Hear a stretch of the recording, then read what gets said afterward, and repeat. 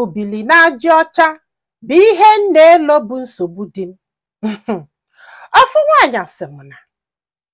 ya nwere enyi nwoke ya na ya na-abụ na-akwụ sofa akwụọ ọtụbụ ya ime. Ka ọ tụbali ya ime, o mela ọsọ. Papa ya na-akpụ ya ọjụ si na ya ma mbịa.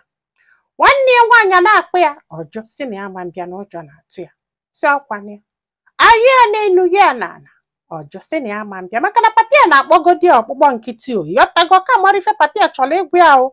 O mela ọsọ gbafuo. Ya wee bube afọ ime ebusi enye wee mụọ nwa a taa afụfụ sọsọ ya na afụfụ ya talụ bifo ya mụọ nwa a dị egwu. Ya wee bido wee zụba nwa ya. Ọ sị m nne na ihe a bụ 10 years ya zụrụ nwa ya sọsọ ya. Na nwee nwa okolobịa ya na ya na-akwụ na-akwakọ ịnụ ya mana ọ na-eti ya ife. Ya wee na-asị mba na onye a bụrụ ụdị mmadụ ya na ya na-abọ gị ibu mgbagolu onye na-akụ nwaanyị ife mgbe ya na ya na-abọ ka na-akwụ ịghọta na ọnya ma na ya nụbedi o. Etu ka asị nọlụ one day phone ring ọ bụla enyi nwoke tụbali ya ime after 10 years. O wee kpọọ ọnya wee sị ya na ya chọrọ ịbịafụ ndị befa. Ọ sị m nne na ife nke gbasasịrị anya o. Ka ọ bịalụ papa ya jụ sị na ọ ma nnu ya na onye adọrọ responsible. Ọ sị m nya wee yọba papa ya sị ya biko na ọ kakwana mma na ya nụbalụ nwoke tụbali ya ime ka nwa ya wee nwee gịnị nwee nna nwa ya nwoke. Ịgbagolu na ụmụaka na-eto eto nwere ike ụmụaka na-akụ ya ọnụ nwere ike ndị mmadụ a na-anwụ ya okwu ịgbagolu ụdị ife ahụ na ọkwa n'ife ya bụ n'uche. Ọ sị m na mgbe this guy ya na ya na-abụ na-akwụ na o nwere bọsị ha fụrụ ọma nchọ ka o see ibọn gị na ọ dị resist nwunye ịghọta na oge ọbụla before ya wee dị ime oluzie ka ya dụọla ime o wee mela ọsọ. Ọ sị m ọkwa ya nne ya wee yọba papa ya yọba ndị be ha sị ha hapụ ya ka ọ nụbịa. Ha wee kwanụ o wee bịa wee mee ihe n'isi wee mesi ihe n'isi ha na-abụ wee sọrọ wee na. Ọ sị bụ ka o mesiri ihe n'isi na ya ji enye na mami ya bili ebe afọ ka nsogbu nọ wee bido mana ka afọ bụ obele nsogbu na ihe ha na-eme bụ ya jee toilet jesie pụtafe eje nyoche toilet ka amalụkwa ma ọ dịkwa onye dobekweli ọcha na ahụ ya eje saa arụ sasị arụ akpọ ọnya jụbịa ma ọ nyụrụ amịrị na ana bifo wee bịa ka saa arụ. Ọ sị m ya ka na-ekwasị anyị anyụzila amịrị na ana bifo wee saa arụ na o nwee ka ọ dị na o nwere nna. Ọ sị m nya asị ihe nke nụwa ọ na ya bụzi village girl onye nwere ike ịghọta. Ọ sị m nya na-edikwa ihe anụnwa na-asị eniwe na ọnya na mami ya bi. Ọ sị bụ na after wedding ha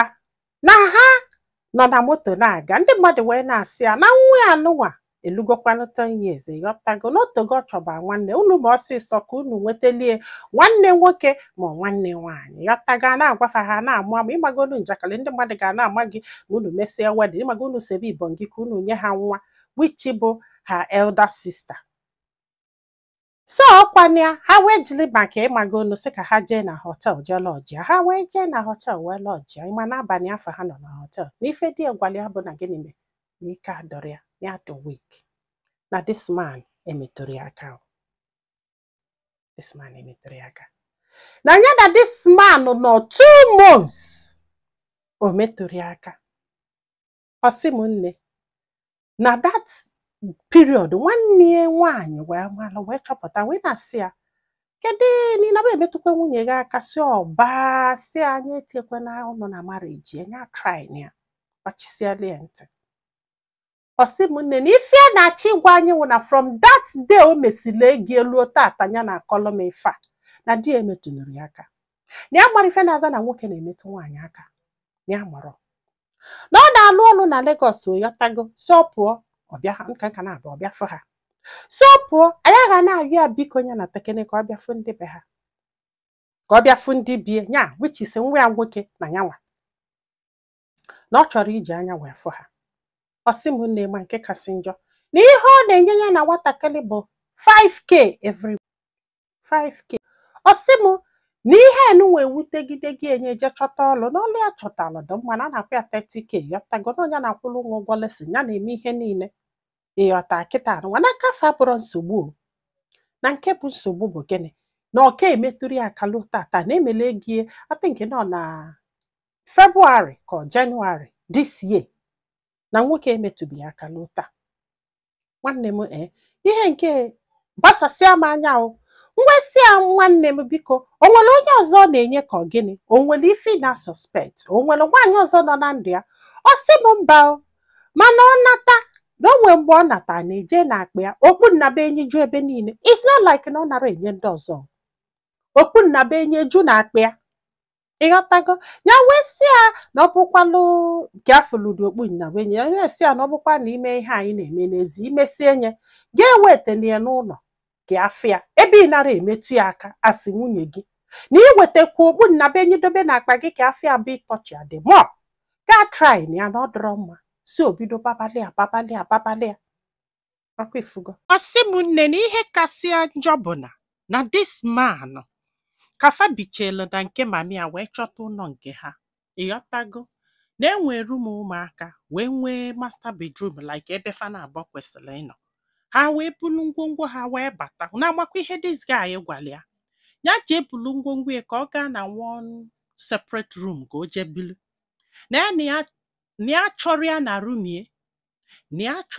rumie na ọnya na ụmụaka ga na-alalụ opiki elu m nke dị ya mma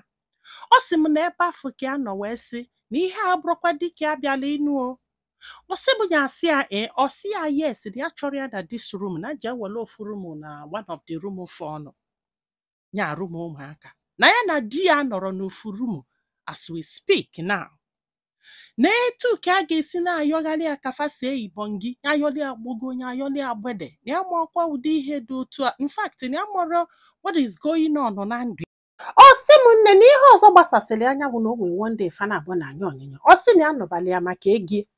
biko nụ ka eke asị wee n'obi ya maka ego mmadụ ka ịtụbala imeju na ịma nne ya for gịnị for 10 years i wee mesịa wee chigheta azụ wee bịa wee mee gie wee sị na ọ nọba gị maka ego